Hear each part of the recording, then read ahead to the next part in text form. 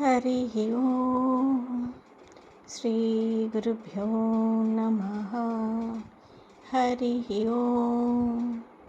వాక్య విభూతి అనే శీర్షికలో భగవాన్ శ్రీ సత్యసాయిబాబా వారి ఉపదేశం తెలుసుకుందాం. విధి నెదిరించు.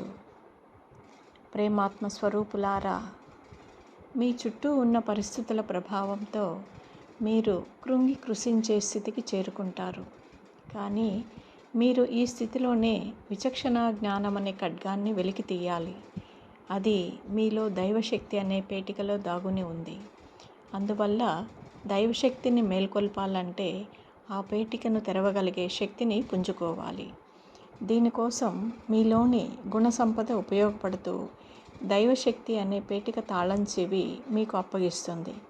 మీరు చేయవలసిందల్లా ఈ పేటిక తెరచిన క్షణం నుంచి జ్ఞానం అనే ఖడ్గం ఎక్కడ ఉందో వెతికి పట్టుకొని ఆ ఖడ్గంతో నేతి నేతి అంటూ ప్రతిదీ ఖండించుకుంటూ పోవాలి. ప్రపంచంలోని అడవులను ఛేదించడం కాదు, మీలోని దాగుని ఉన్న మనస్సు అనే చిట్టడవిని ఛేదించండి. ఈ జ్ఞానం అనే ఖడ్గంతో ముందు మీ శరీర స్థితులను ఆకళింపు చేసుకోండి.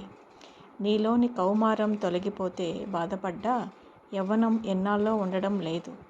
దానికి తల వంచావు. వార్ధక్యాన్ని చిదరించుకుంటున్నావు. కానీ కర్మ తీరి శరీరం నుంచి తొలగిపోయే జీవిని చూసి కల్లోలంలో మునిగిపోతున్నావు. విచక్షణ జ్ఞానం అనే ఖడ్గం ఇప్పుడే పనికి వచ్చేది.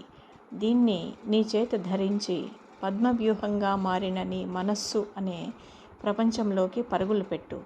అప్పుడు నువ్వు అభిమన్యుడిగా మారి అన్నింటినీ ఛేదించగలుగుతావు.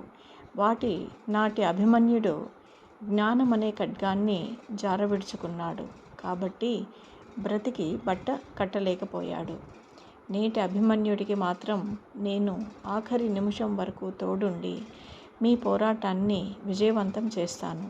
ఇకనైనా మీ స్థితులను గుర్తించి మానవ జన్మ ఎందుకు లభించిందో గ్రహించి మీ ముందుకు ఏది వచ్చినా బలహీనపడక ఎదిరించే ప్రయత్నాలు చేయండి.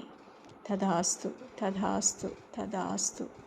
హరి ఓం. శ్రీ గురుభ్యో నమః. హరి ఓం. ఓం శ్రీ సాయిరామ్.